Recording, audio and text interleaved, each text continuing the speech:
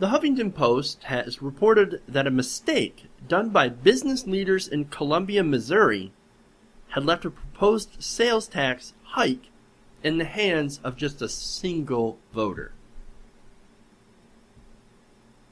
Now, they write that in April, supporters of the half-cent sales tax intentionally drew the boundaries of a newly formed community improvement district to limit the decision to business owners in the area.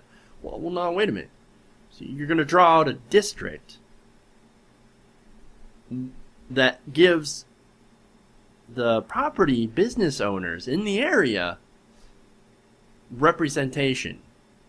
Well, how are you going to do this? Well, apparently under Missouri state law, if there are actually no registered voters living in that district, then property owners, the business owners, would instead be allowed to vote. Well, isn't that interesting? Now, indeed, had everything gone to plan, they write, property owners within the CID would have voted sometime this August to pass a sales tax hike. Now, that sales tax hike would affect not just people living in the district, but everybody around that district. So obviously, business owners, well, they wanted to pass it without incident, and they wanted to pass it without the people's approval. So how do you do that? You draw a district with no people in it. Amazing. Amazing! Now, the problem with this, and where they goofed up, is the CID somehow overlooked a young woman by the name of Jen Henderson, who's a 23-year-old University of Missouri student who just happens to live in that district and happens to be the lone registered voter. One person in an entire district that's registered. So it falls to her whether or not to approve this tax hike. Now, Henderson told the Daily Tribune that she is still deciding how she'll vote. But here's where it gets weirder. She says the CID leaders had approached her and encouraged her to consider unregistering to vote or not voting at all. Now, in response to that, she's like, that doesn't sound right. That sounds rather manipulative. Yep, that seems pretty obvious.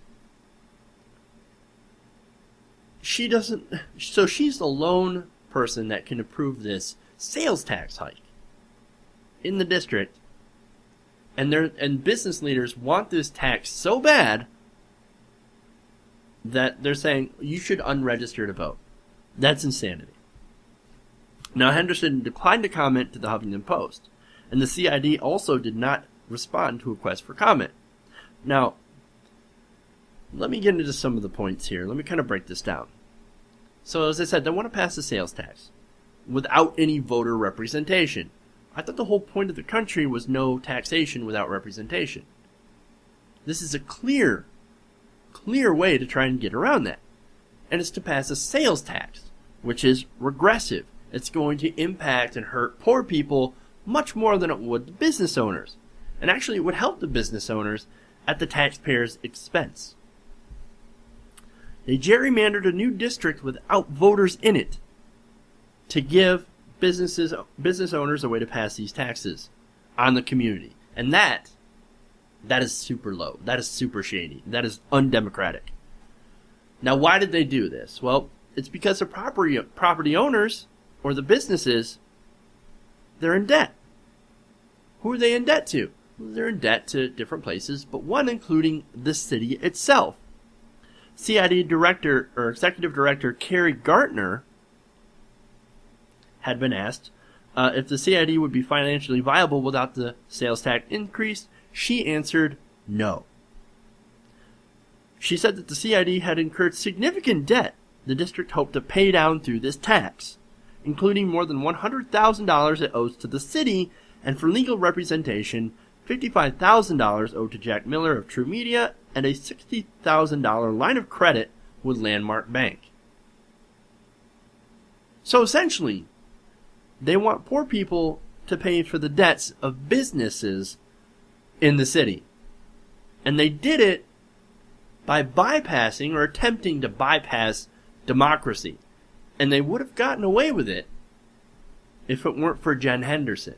Now, we don't know exactly what way she's going to go, but from her statement earlier about the tax hike, she's like, well, that tax is regressive. That's going to hurt poor people in the area. I don't know if I'm going to support that. I'm not comfortable with supporting that, but we'll see which way she goes. But it's amazing to me that their dirty trick blew up in their face, and now it's in the hands of the voter, which it should have been all along. We've got to stop gerrymandering.